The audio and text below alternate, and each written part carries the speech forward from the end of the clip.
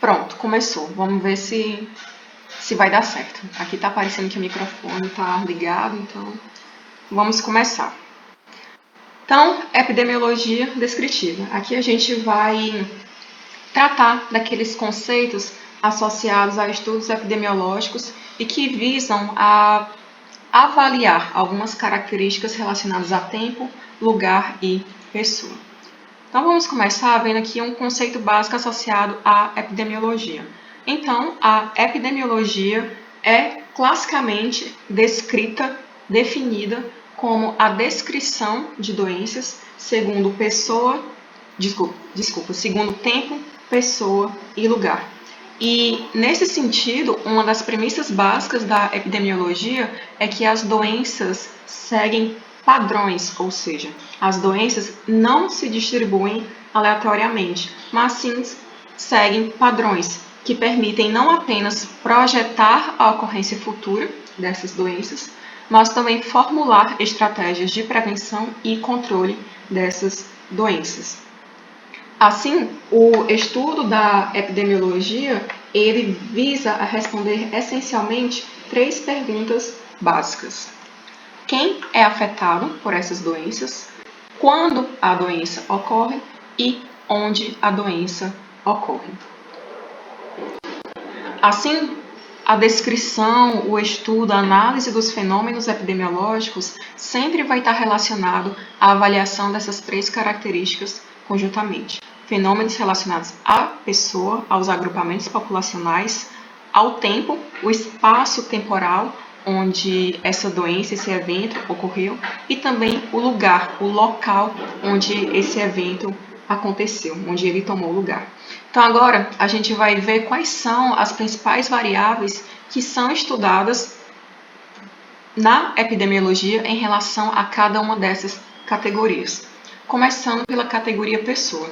Existem inúmeras características de pessoas ou mesmo atributos individuais que podem se relacionar com a ocorrência de problemas de saúde de interesse para estudos epidemiológicos. E aqui eu separei 5. Classe social, padrão socioeconômico, gênero, etnia e idade. Então vamos começar com classe social. A classe social é tida como a característica mais importante na determinação da distribuição do processo, olha só, processo, saúde, doença. E por quê? Porque a posição de classe, ela condiciona o acesso a e o consumo de recursos produtivos. E assim, a classe social acaba determinando padrões de doença e saúde, além de atitudes, crenças, valores e por aí vai. Só que a classe social, as classes sociais acabam fazendo com que as pessoas desempenhem suas atividades cotidianas em meio a um sistema contraditório. E por quê? Porque ao mesmo tempo que potencializa a manutenção da saúde, também favorece a ocorrência da doença. E são essas variáveis deste sistema contraditório que originam o perfil saúde-doença característico de cada classe social. Mas um ponto importante em relação à variável, à característica classe social, é que, na teoria, é o conceito mais adequado e, por isso, seria o mais importante. Acontece que, na teoria, a classe social ela é importante para a análise da distribuição das doenças e também para a investigação dos determinantes sociais. Além de apresentar, mas do ponto de vista prático, ela apresenta várias dificuldades conceituais e metodológicas. Por exemplo, a necessidade de avaliar grandes grupos amostrais para poder, de fato, refletir as diferenças entre as diferentes classes sociais, sendo que as classes sociais em uma determinada população, por si só, já têm dimensões muito diferentes. E é por isso que já tem algum tempo que a classe social em si, ela já não é mais tão utilizada. Houve uma certa transição para a avaliação do padrão socioeconômico.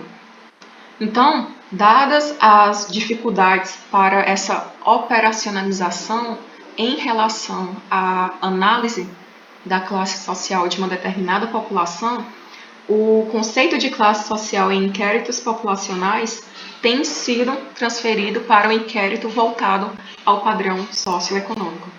E aqui, as variáveis socioeconômicas visam a avaliar o estado de saúde daquele grupo amostral, daquela amostra de pessoas, e as condições de vida também desse grupo amostral.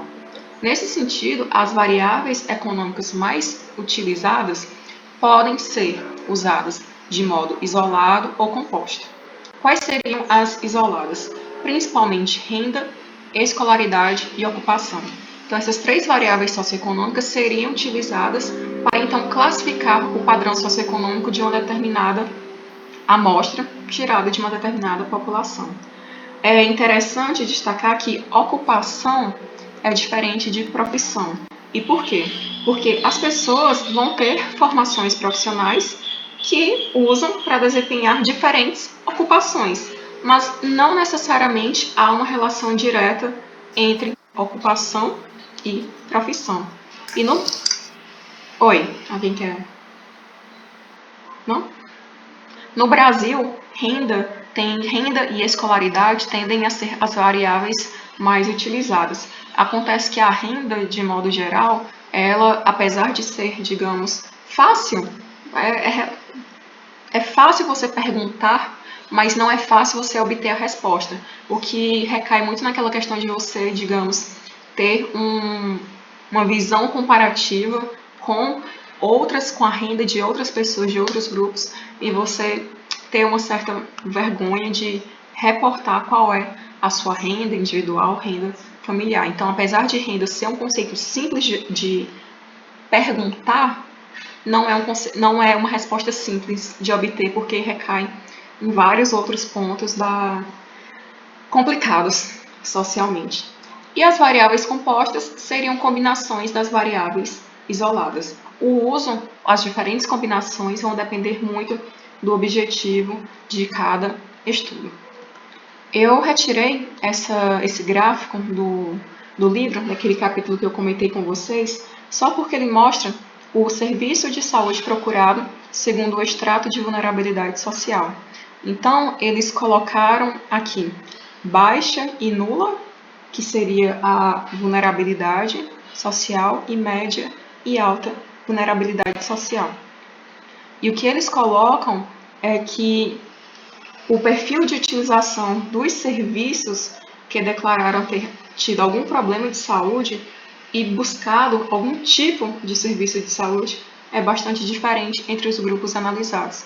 Então, aquelas pessoas que, digamos, têm maior acesso a serviços de saúde, a entender que pode estar doente, que é importante buscar ajuda profissional, essa percepção ela é bastante variável de acordo com o padrão socioeconômico da pessoa.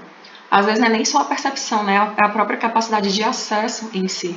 Às vezes o posto de saúde mais próximo de uma determinada pessoa que vive na periferia da cidade é muito longe, tendo em vista os meios que ela tem para se deslocar até lá. Então, não é só a questão da informação, mas a viabilidade de acessar o serviço de saúde também.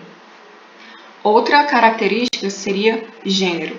E aqui é importante distinguir que nos inquéritos epidemiológicos é feita uma distinção muito clara entre sexo e gênero. Por quê? Porque sexo é mais um conceito biológico.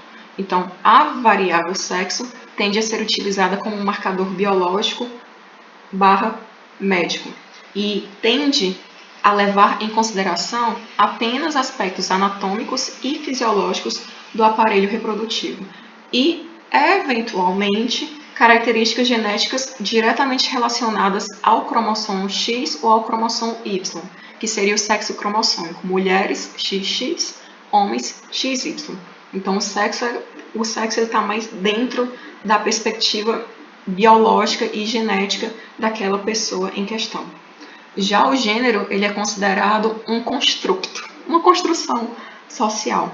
E o gênero, ele está mais interessado em determinar como homens e mulheres experimentam eventos vitais de maneira diferente. Como que aquela pessoa se vê, se percebe, se entende.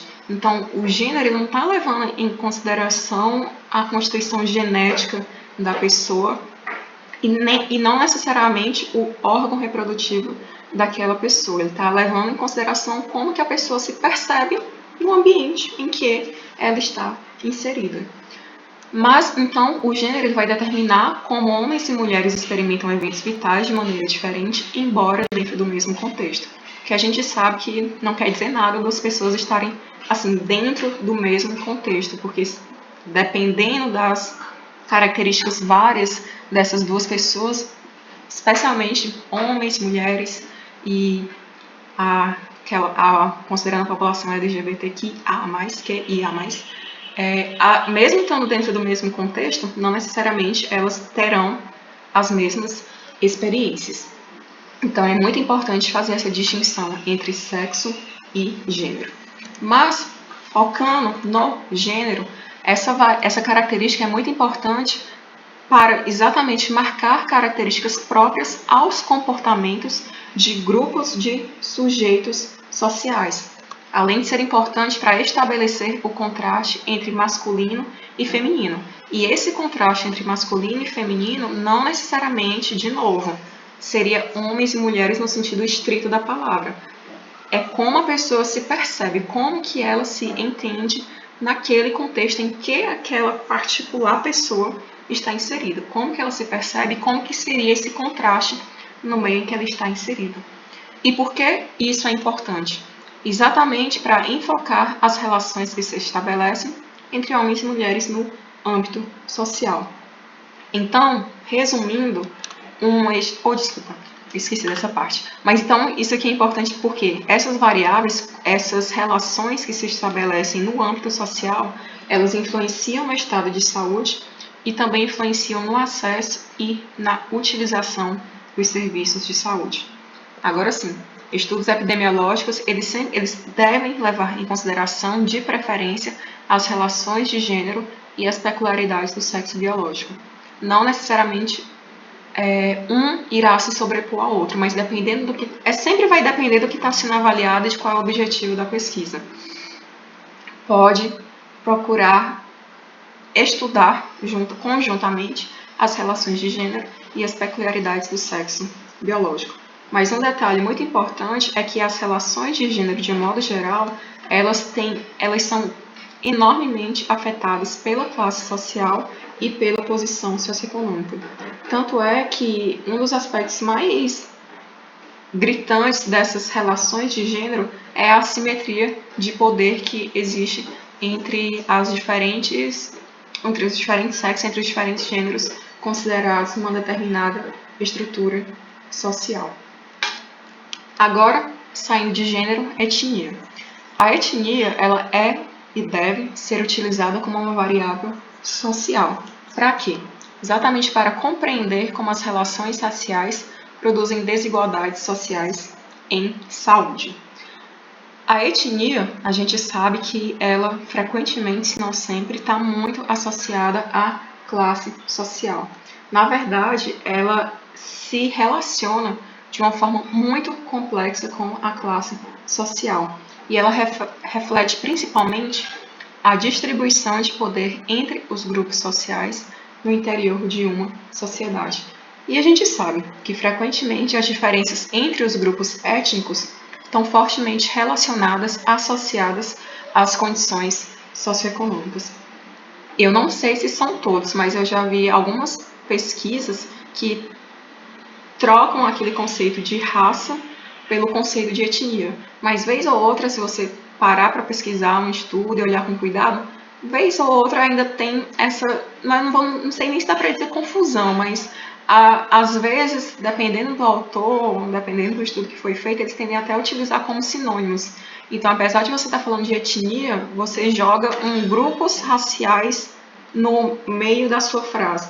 Então, fica naquela, sem saber exatamente se são utilizados como sinônimos ou se são coisas realmente diferentes, onde que está a diferença entre esses dois termos. Então, por via das dúvidas, eu, Denise, particularmente, prefiro utilizar etnia do que o termo raça.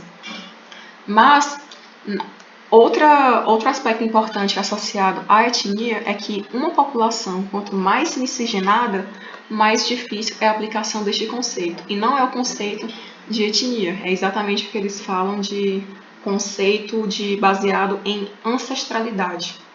Porque às vezes fica difícil saber qual é a sua origem, digamos assim, qual a sua ancestralidade, de onde de fato você veio. E é muito raro não ter tido nenhuma miscigenação no meio do caminho. Então, atualmente, o conceito de etnia está muito associado a como a pessoa percebe a cor da sua pele. Inclusive, no Brasil, a classificação ela é baseada no critério da cor da pele e de traços fisionômicos. Então, esse conceito de etnia seria como a pessoa percebe a cor da sua pele.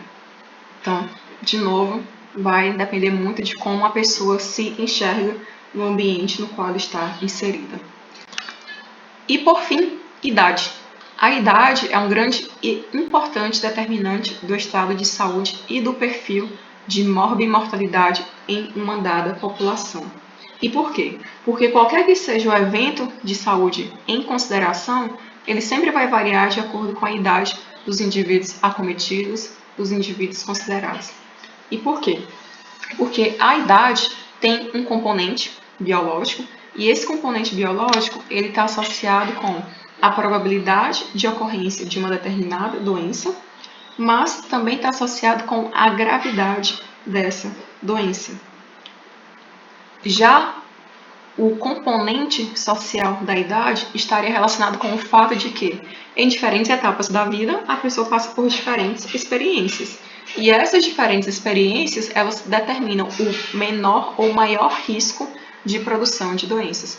Então, o componente biológico seria, digamos assim, o próprio envelhecimento natural do organismo, que, querendo ou não, predispõe aquela pessoa a mais eventos negativos na sua saúde. E a gente tem um componente social, que dependendo do padrão de vida, dos hábitos dessa pessoa, ela vai estar se submetendo a um maior ou menor risco de adoecimento.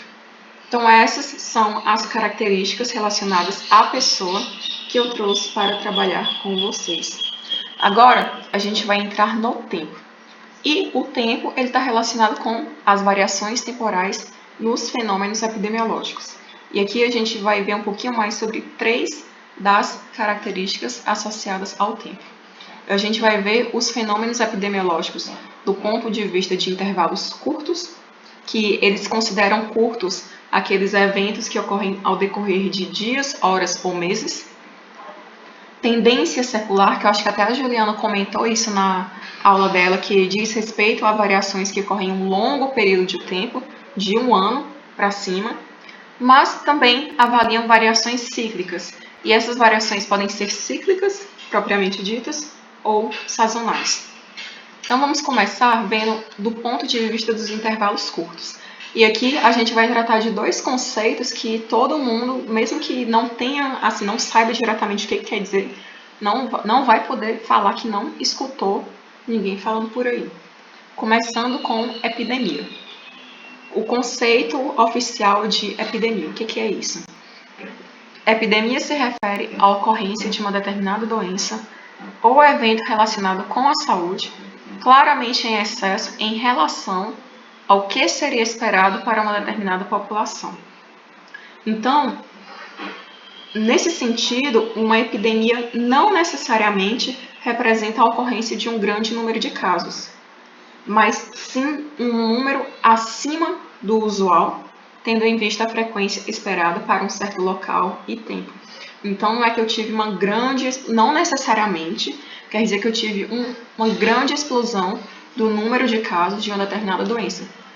Pode querer dizer que eu tinha um certo nível de número de casos esperados, mas, de repente, o número de casos ultrapassou o que era esperado. Não necessariamente eu tive um bom número de casos, apenas ultrapassou o que era esperado. E aí eu poderia também falar em epidemia, certo? Um exemplo é a epidemia de dengue. A gente sabe que, vez ou outra, a dengue é um exemplo muito bom porque ela se encaixa em vários conceitos que a gente vai tratar aqui. Mas a gente sabe que, a depender da época do ano, existem epidemias de dengue. E por quê? Porque a gente tinha um número de casos esperados, mas as condições propiciaram um número de casos acima do que era esperado. E pelos registros estarem acima do que era esperado, a gente fala em epidemia. Teve um aumento do número de casos acima do que era previsto para aquela época, naquele local. Então, isso seria epidemia. E o que é um surto? Um surto é um tipo de epidemia, só que tende a ocorrer em locais mais restritos. Então, aqui, os casos são limitados a uma área pequena e delimitada ou a uma população institucionalizada. Por exemplo, creches, asilos, abrigos.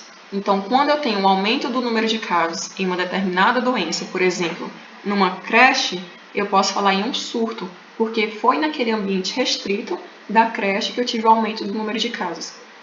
Por exemplo, digamos alguma doença de veiculação hídrica, algum agente infeccioso capaz de provocar diarreia e vômitos em crianças. Se eu tenho esse surto numa creche e ele se mantém nessa creche, aí a gente fala em um surto, porque ele surgiu ali e ficou restrito àquele ambiente. Ele não se disseminou para uma população mais ampla. Ele ficou restrito naquele espaço. Então, como foi um aumento do número de casos acima do que era previsto, mas ele se manteve restrito nessa área pequena, não houve expansão, então a gente fala em surto. Além desses conceitos básicos de epidemia e surto, existiriam fundamentalmente dois principais tipos de epidemia. Aquelas que seriam de fonte comum, o que a gente falaria de, a epidemia por fonte comum e a epidemia progressiva ou propagada. Mas a gente vai ver agora cada uma delas.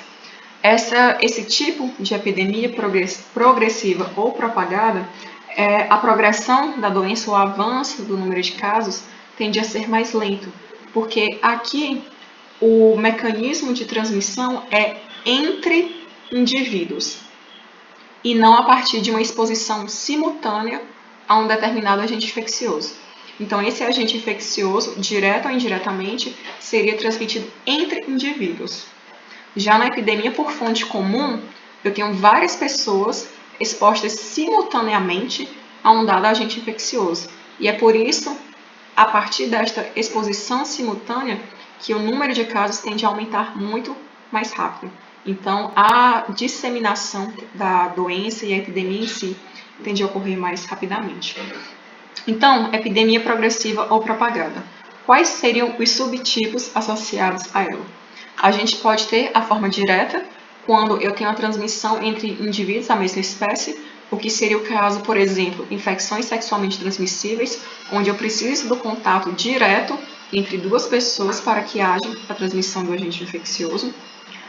Eu posso ter a transmissão indireta entre indivíduos da mesma espécie, onde aqui eu teria a participação de um vetor, o que é o caso, por exemplo, de Plasmodium, que é o agente etiológico da malária, cuja veiculação se dá através da picada de fêmeas de mosquito do gênero Anopheles. Então, a fêmea do mosquito pica uma pessoa infectada, se infecta. Quando ela pica outra pessoa, ela tem a capacidade de transmitir o protozoário. Então, eu estou tendo essa transmissão entre indivíduos da mesma espécie, porém de modo indireto, porque eu estou precisando da participação de um vetor. Mas nós também temos a forma direta entre espécies diferentes. Por exemplo, o vírus da raiva. O vírus da raiva, a gente precisa, nós, seres humanos, a gente precisa ser mordido por um cachorro, por um canídeo infectado. Em alguns casos mais raros, você pode ser mordido por um morcego, mas enfim.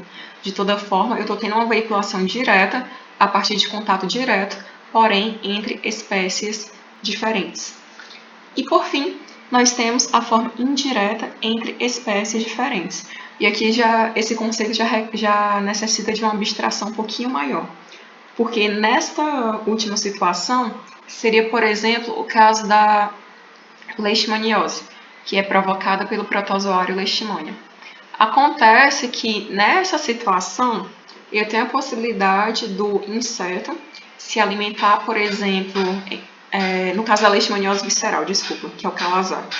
Nessa situação do calazar, o inseto teria que se alimentar em um cão, em um canídeo infectado, ingerir o protozoário e, a partir do desenvolvimento do protozoário no inseto, esse inseto, então, ao picar um ser humano, poderia transmitir o protozoário.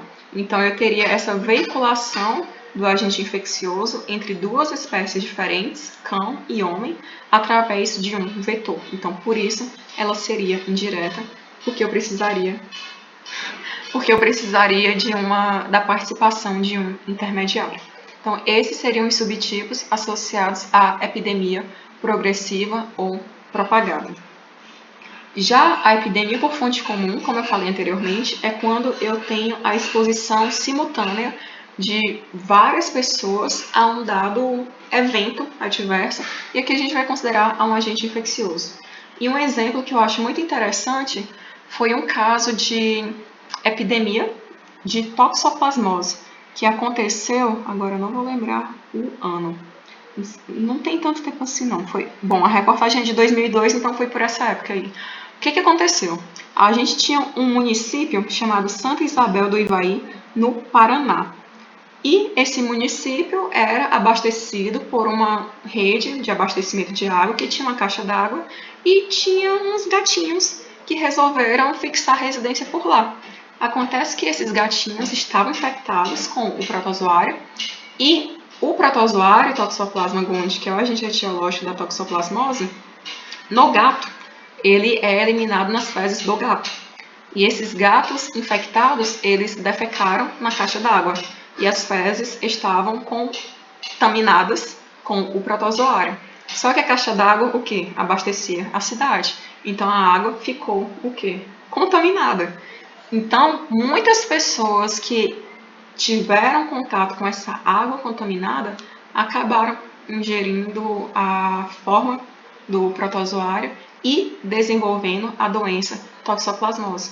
Então aqui a gente fala nessa epidemia por fonte comum, porque várias pessoas foram expostas simultaneamente a essa água contaminada com o protozoário e adoeceram simultaneamente. Tanto é que 375 casos foram confirmados e houveram 743 notificações, de uma população de 9.154 pessoas. Isso sem contar as pessoas que se infectaram, mas permaneceram assintomáticas, porque essa possibilidade acontece. E uma pessoa assintomática é diferente de uma pessoa não infectada, porque quando eu infecto com um agente infeccioso, meu corpo pode dar conta de ser infectado e eliminar. Mas quando aí a pessoa eliminou a infecção. Mas no caso que uma pessoa ela é infectada, ela estará assintomática. A infecção está lá, está rolando. Ela só não tem sintomas. Então aqui a gente nem sabe as pessoas que estavam infectadas, porém estavam assintomáticas. Então é um exemplo muito bom para registrar essa questão da epidemia por fonte comum. A exposição simultânea de várias pessoas a um dado agente infeccioso.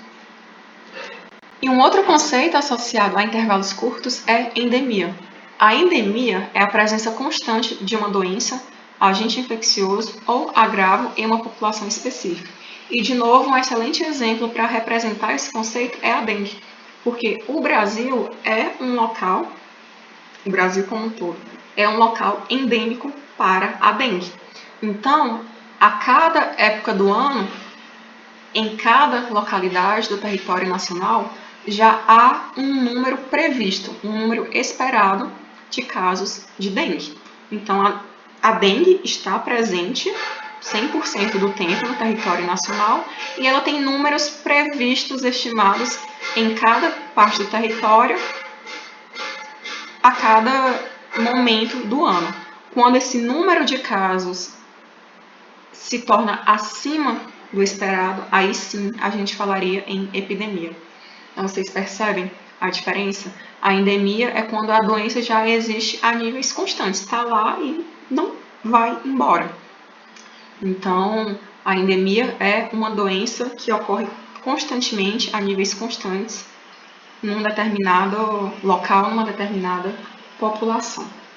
Agora a gente vai entrar na tendência secular. Eu coloquei esse gráfico só para representar o que seria uma tendência secular. Quando a gente fala de epidemia e endemia, a gente está mais levando em consideração aquela questão de dias, horas ou meses. A tendência secular, ela tem que avaliar pelo menos de 2 anos para cima, podendo avaliar até décadas. Então aqui a tendência secular fez jus ao nome, né? Foi um século, uns 100 anos. Foi um período de 100 anos, de 1900 a 2000. Então, fazendo jus ao nome, a mortalidade do câncer de pulmão foi avaliada num período de 100 anos, para ver exatamente como que ela variou nesse período. Isso aqui a gente consegue ter uma visão bem mais ampla, mas também mais generalista, de uma determinada variável que nós estejamos avaliando. E aqui a gente tem outro exemplo de tendência secular, aqui no caso da mortalidade infantil nas regiões do Brasil ao longo do século XX. Então, seria um período de 70 anos, em que foi avaliada a variação da taxa de mortalidade infantil no Brasil. Então, qual era o meu local? O Brasil. Qual era a minha população, a minha pessoa? As crianças. Eu não sei até agora qual é o limite de idade para considerar a mortalidade infantil, mas era essa população. E qual foi o meu local? Brasil, o país Brasil. Só que nem sempre as observações com base em tendências seculares podem ser facilmente interpretadas. Por exemplo, aqui a gente viu que houve uma redução da taxa de mortalidade infantil em todas as regiões do país. Mas ela reduziu, mas o que fez ela reduzir? Foi a melhoria do padrão socioeconômico?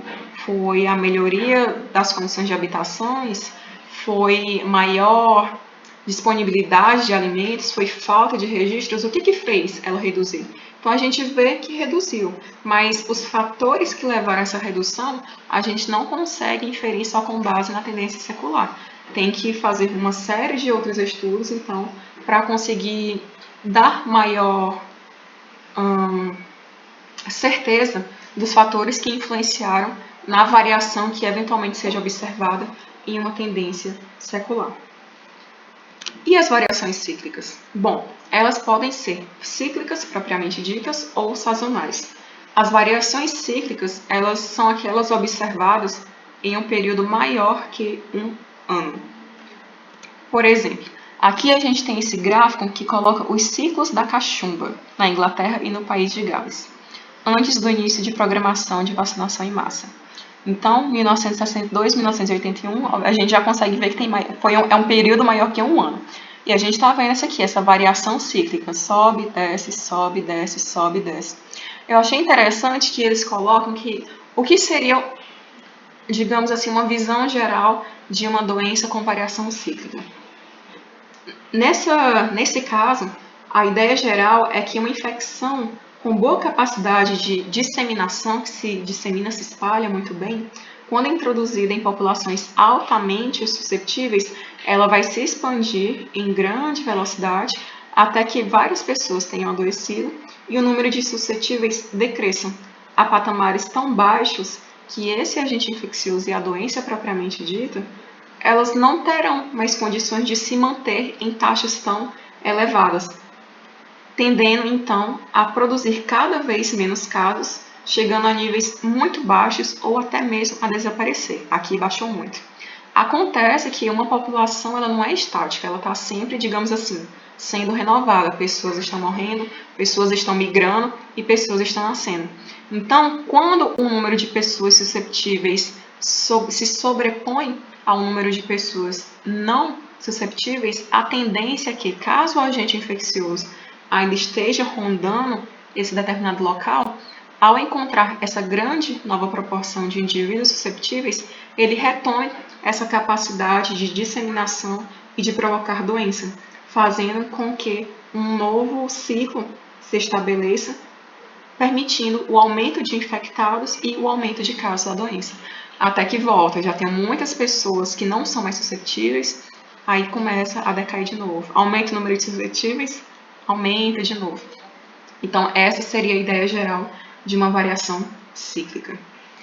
Já as variações sazonais são aquelas que ocorrem dentro do período de um ano. E por quê? Porque seria algo que está relacionado às estações do ano.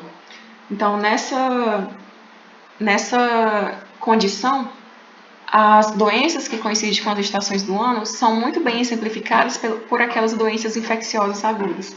Por exemplo, gripe, a dengue e também a leptospirose. Então, cada um dos agentes infecciosos associado a cada uma dessas doenças, eles, digamos, têm épocas mais propícias do ano em que as pessoas estão mais vulneráveis, mais susceptíveis, e eles conseguem com mais facilidade infectar pessoas e, por essas pessoas estarem mais susceptíveis, elas acabam adoecendo. Mas são situações que, muito importante, tendem a coincidir com as estações do ano. A gente tem as estações do ano as estações oficiais do ano, mas a gente sabe que tem algumas localidades, tipo Teresina, que essas estações simplesmente não existem, que lá é só quente, muito quente. Inverno e outono são coisas que ninguém nunca viu por lá. Mas, de modo geral, tendo as condições propícias, a época do ano se repete em cada ano. E agora, entrando na variável lugar. Aqui seriam as variações espaciais nos fenômenos epidemiológicos. E eu também separei 3 pontos para tratar aqui com vocês. Então, a gente tem o mapeamento da distribuição de doenças, a gente tem estudos para detecção de aglomerados espaciais de doenças e também os estudos ecológicos. Então, vamos começar. Aqui, o mapeamento da distribuição de doenças se refere à construção de mapas que representem a distribuição de uma determinada doença em um determinado local.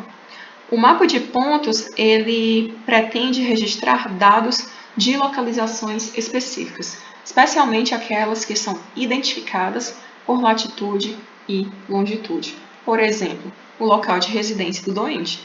Então, você, ao pegar o local de residência de uma determinada pessoa, você entra lá no Maps ou no seu programa de cartografia, seu programa estatístico, e verifica quais são as coordenadas geográficas daquele grupo amostral que você está trabalhando.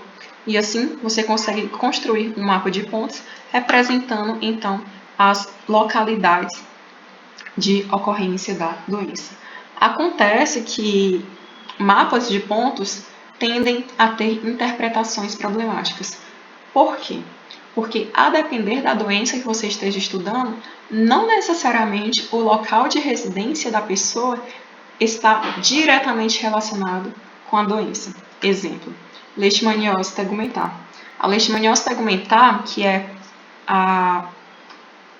o comprometimento, não é nem o comprometimento, mas enfim, vai afetar derme, epiderme, camadas ou mucosas da face, ela é uma doença principalmente de caráter rural. Então, as chances são maiores de você ser infectado e ficar doente, não é pelo fato de você morar em si na zona rural, é pelo fato de você adentrar matas, florestas e, assim, aumentar as suas chances de ter contato com o vetor infectado.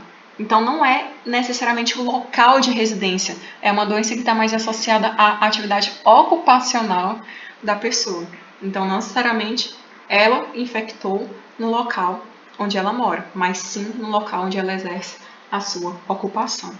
Então, nessa situação, o risco de infecção está associado a atividades econômicas e de lazer, quando você adentra áreas preservadas, áreas de mata, áreas de floresta.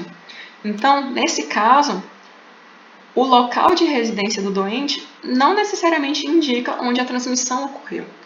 Então, é muito importante ter esse cuidado de checagem ao construir um mapa de pontos.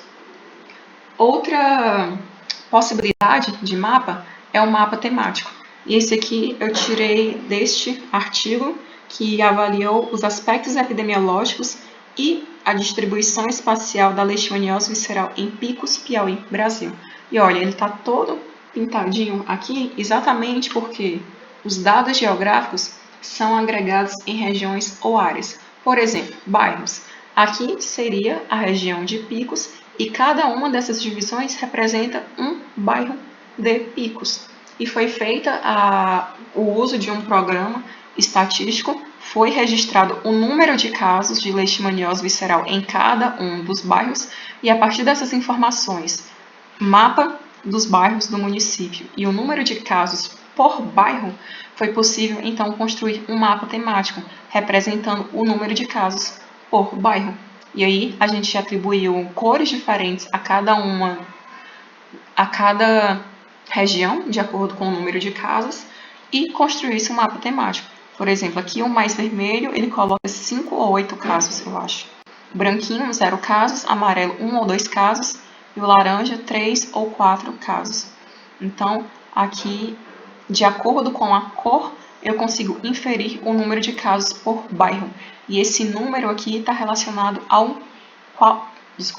está relacionado a qual bairro o mapa está se referindo. Oi.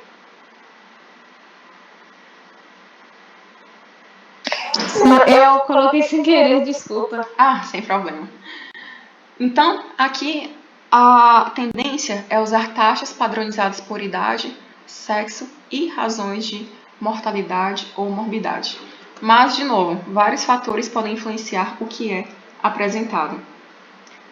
Até porque toda vez que a gente trata de mapa, sempre tem aquela questão da escala, né? Então, sempre pode... O jeito que eu vejo as informações pode não ser o mesmo jeito que o coleguinha do lado enxerga essas informações e pode acabar gerando interpretações erradas.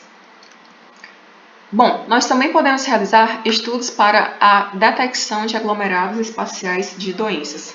E aqui, o objetivo é saber se os eventos observados apresentam algum grau de agregação espacial. E o que seria agregação espacial? Bom, esse termo se refere a uma aglomeração inesperada no espaço, ou seja, em um determinado local, de eventos relacionados com a saúde, e tende a ser atribuída a estar associada a fatores demográficos, genéticos, ambientais ou socioculturais. Então, aqui o estudo para a detecção de aglomerados espaciais é exatamente tentar ver se num determinado local, num determinado lugar, eu tenho alguma concentração. Aglomerado a gente pode entender como concentração.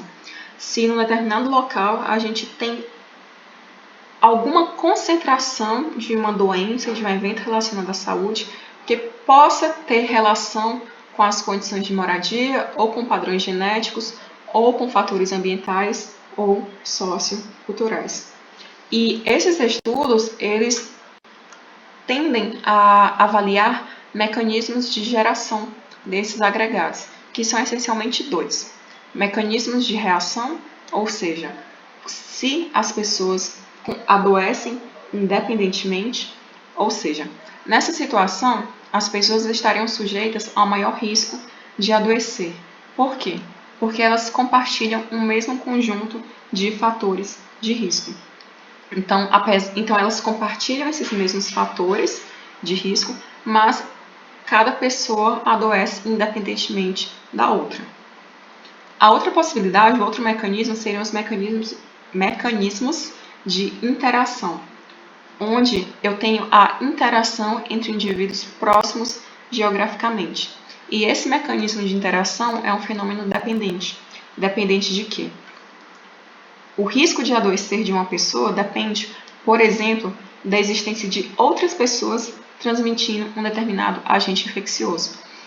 Então, enquanto aqui as pessoas adoecem independentemente umas das outras, apesar de compartilharem esses mesmos fatores de risco, aqui o adoecimento ele depende de uma pessoa transmitindo um determinado agente infeccioso. E é por isso que a gente fala de fenômeno dependente.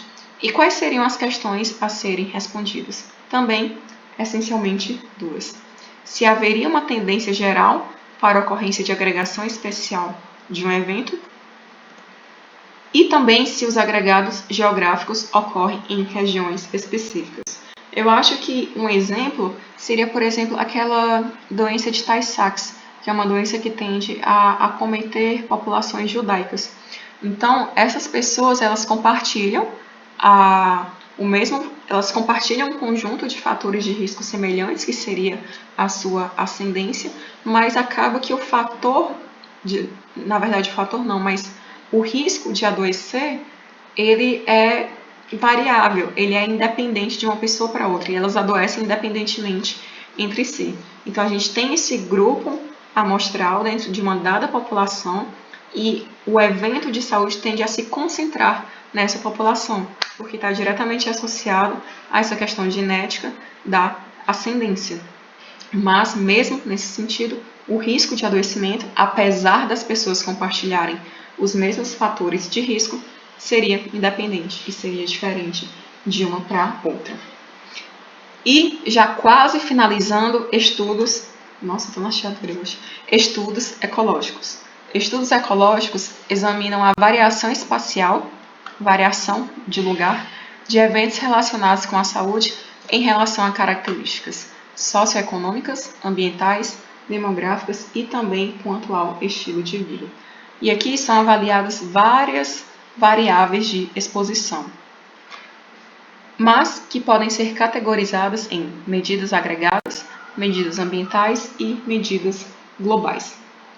Então, as medidas agregadas, por exemplo, proporção de fumantes, que tendem a ser aquelas medidas baseadas em dados individuais. Já as medidas ambientais, por exemplo, temperatura, são aquelas que estão associadas ao ambiente, por exemplo, temperatura, índice pluviométrico, umidade. Quais mensurações ambientais podem, não é nem afetar, mas podem, podem expor diferentes grupos populacionais a diferentes eventos relacionados com a saúde.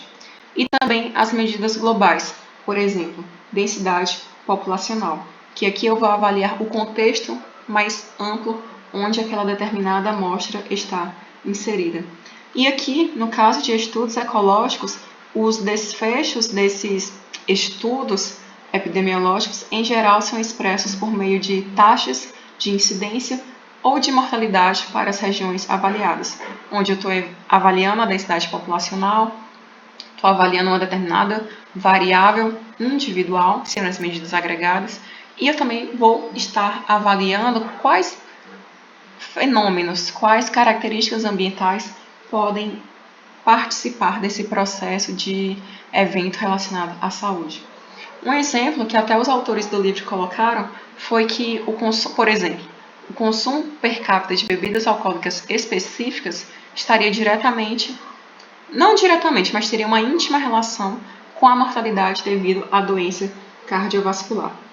Então, um estudo ecológico pode, por exemplo, investigar a associação entre o consumo de bebidas alcoólicas específicas e a mortalidade devido à doença cardiovascular.